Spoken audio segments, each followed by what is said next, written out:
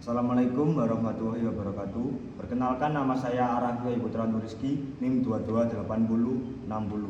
Di sini saya akan menjelaskan tentang doping dalam olahraga. Ini adalah tugas UAS dari sejarah filsafat olahraga. Ya, selanjutnya definisi doping. Doping berasal dari bahasa Belanda dop, yang artinya saus kental berupa campuran tembakau dengan biji datura stramonium yang digunakan oleh perampok untuk membuat korbannya.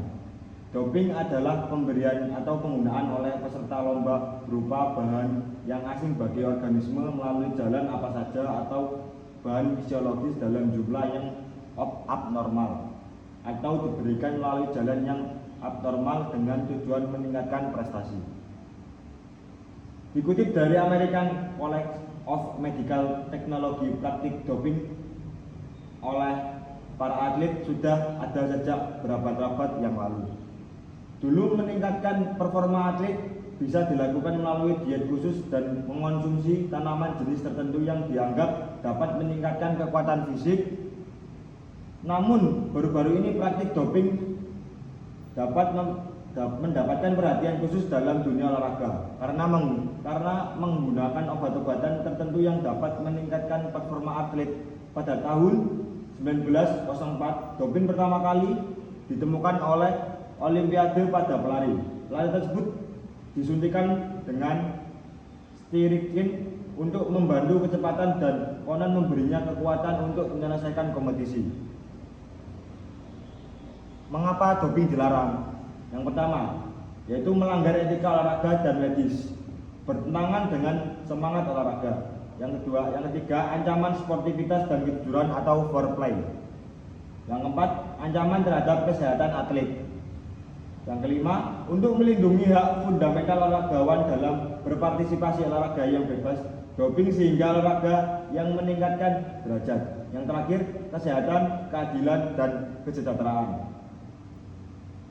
Tujuan pengawasan doping: mencegah penggunaan dan penyalahgunaan doping oleh olahragawan, mengatasi dampak negatif penggunaan doping, mewujudkan prestasi olahraga yang fair play, meningkatkan dari kesehatan olahragawan, meningkatkan pengetahuan dan kesadaran olahragawan dan tenaga keolahragaan lain untuk tidak menggunakan doping dalam kegiatan olahraga. Sasaran pengawasan: yang pertama, olahragawan amatir dan profesional baik untuk prestasi, rekreasi, dan pendidikan. Yang kedua, tenaga keolahragaan meliputi tenaga pelatih, manajer, agen, staf tim, ofisial, tenaga medik, dan tim ofisial dengan tenaga medik dan paramedik. Alasan penggunaan doping: yang pertama, aspek psikososial. Setiap individu memiliki potensi melakukan pelanggaran, ditambah lagi apabila lingkungan memberi kesempatan untuk melakukan pelanggaran tersebut. Yang kedua, kepribadian.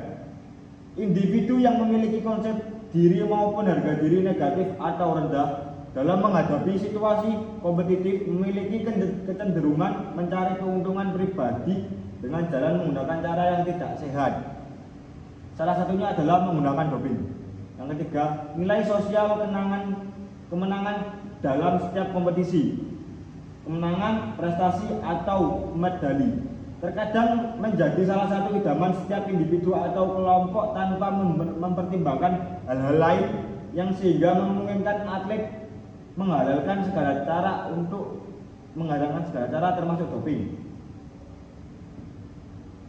Alasan penggunaan doping: lingkungan masyarakat. Masyarakat juga merupakan stresor yang cukup berarti. Kekalahan dalam pertandingan selalu mendapat respon dari masyarakat, baik berupa cacian, kritikan, amukan, bahkan kemarahan yang tidak profesional, sehingga yang di benak atlet adalah harus menang dalam setiap pertandingannya yang diikutinya. Yang kedua, kurangnya informasi tentang bahaya penggunaan doping bagi diri sendiri dan orang lain, ketatnya persaingan komersialisasi. Yang terakhir, para atlet atau pelatih sering kurang selektif menghadapi gencarnya tawaran obat-obatan dari produsen. propaganda atau persaingan merebut bonus misalnya merupakan salah satu pendorong bagi atlet untuk merebut predikat terbaik pada setiap event yang dihadapi. Frustasi karena latihannya yang telah dilakukan tidak kunjung membuahkan prestasi. Menghadapi kondisi tersebut diperlukan komitmen pada setiap insan yang berkecimpung dalam olahraga untuk mendapatkan sportivitas dengan cara memberikan perlindungan bagi atlet dari bahaya obat-obatan. Jenis-jenis doping. Yang pertama adalah morfin, berpengaruh terhadap SSP, sistem saraf pusat, perubahan mood dan depresi pernafasan. Pada saluran pencernaan menyebabkan penurunan motilitas usus. Anosmia, emesis, di samping juga keracunan akut hingga berakibat koma, miosis, dan depresi pernafasan.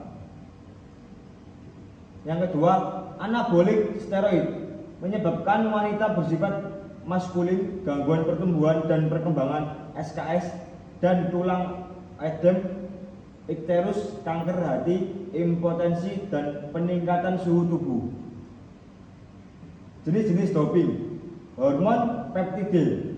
Jenis doping ini dapat menyebabkan hipertensi, kecemasan, resiko pembekuan darah, stroke, dan resiko meningkatnya serangan jantung. Yang kedua, beta blocker. Jenis doping ini digunakan untuk menurunkan tingkat denyut jantung, biasanya digunakan untuk nomor panahan atau menembak. Jenis doping ini mempunyai efek samping gangguan tidur, turunnya tekanan darah, dan penyempitan saluran pernafasan. Sekian dari saya. Mohon maaf bila ada salah kata. Wassalamualaikum warahmatullahi wabarakatuh.